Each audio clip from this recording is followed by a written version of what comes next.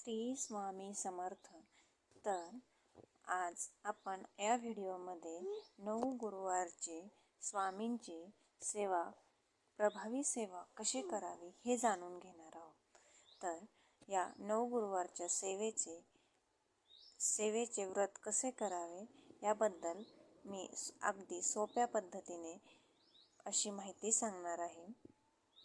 हे 9 गुरुवारचे व्रत करताना सगळ्यात अगोदर एक नारळ, खडीसाखर, त्याचबरोबर पिवळी फुले म्हणजे झेंडूची फुले जे की स्वामींना जास्त आवडतात ते फुले घेऊन आपल्या जवळच्या स्वामी केंद्रात जावे.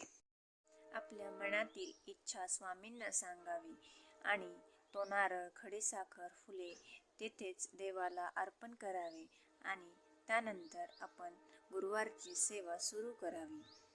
त्यामध्ये गुरुवारची सेवा करताना स्वामींची मूर्ती किंवा फोटो एका लाल वस्त्रावर, चौरंगावर किंवा पाटावरती ठेवावे.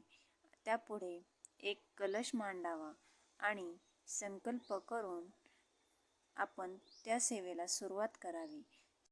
सर्वात अगोदर स्वामींची नित्यसेवा करावी.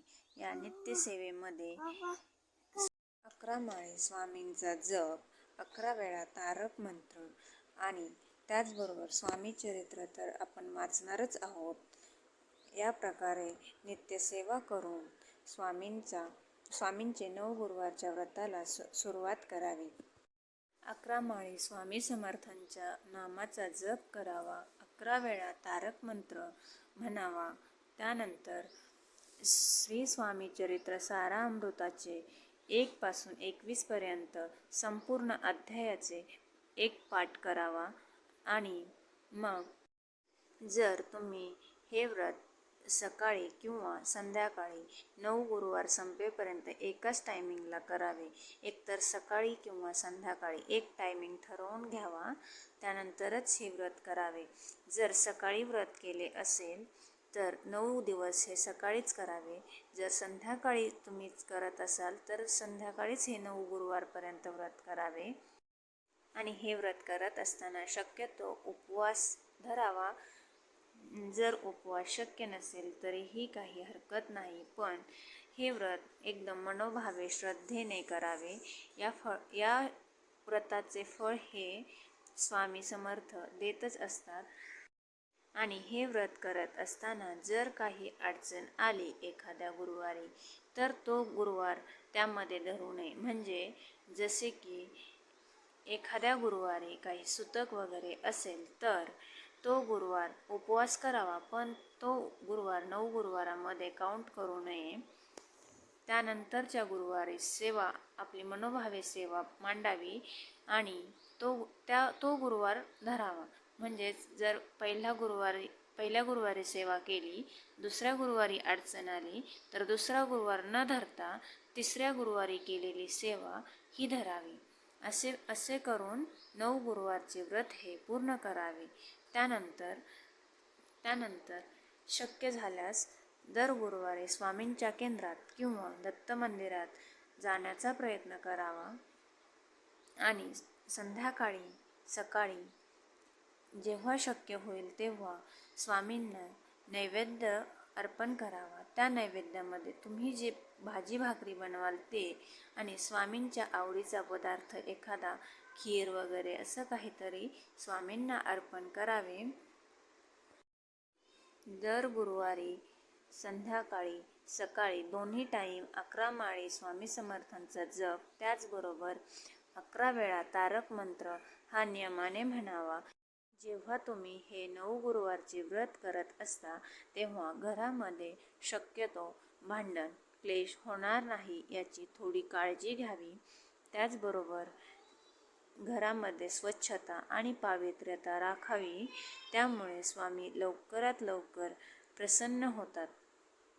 आणि स्वामींना जे काही सांगायचे ते स्वामींपाशी सांगावे. स्वामींना पिवळा रंग, लाल रंग जास्त आवडतो, त्यामुळे शक्य झाल्यास पिवळे वस्त्र परिधान करावेत. त्याचबरोबर लाल वस्त्र हेही परिधान करावेत. हे स्वामी समर्थांचे व्रत हे नित्यनियमाने मनोभावे करावे.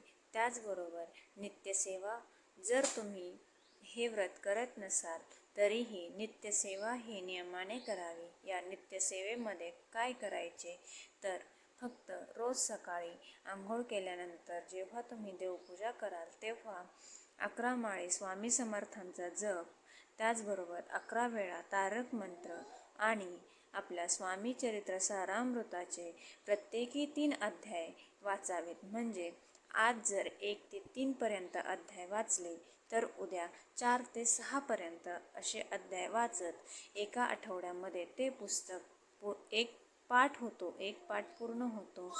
या प्रकारे स्वामींची नित्यसेवा करत राहावी. स्वामी हे नेहमीच प्रत्येकाला हे फळ देत असतात.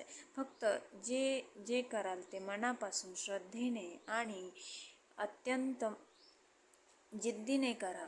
स्वामी हे नेहमीच तुमच्या प्रत्येक संकटाला सामोरे जाण्याचं तुमच्यामध्ये एक धाडस निर्माण करतील आणि ते करतातच.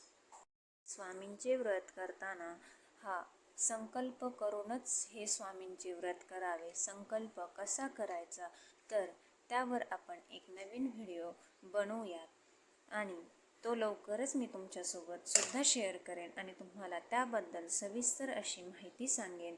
संकल्प करूनच स्वामींचे कोणतेही व्रत असले तरी ते संकल्प करूनच करावे. आता श्रावण महिना येत आहे. श्रावण महिन्यामध्ये तर हा अत्यंत पवित्र महिना मानला जातो. या महिन्यामध्ये कोणतेही व्रतवैकल्य आपण करू शकतो. त्यामुळे स्वामींचे हे व्रताला तुम्ही सुरुवात केली श्रावणामध्ये तरी काहीही हरकत नाही. शक्यतो गुरुवारची सुरुवात करा. तसं तर श्रावणात कोणत्याही दिवशी व्रत केले तरी चांगलेच असते, कारण हा महिना खूप पवित्र मानला जातो आपल्या हिंदू शास्त्रानुसार.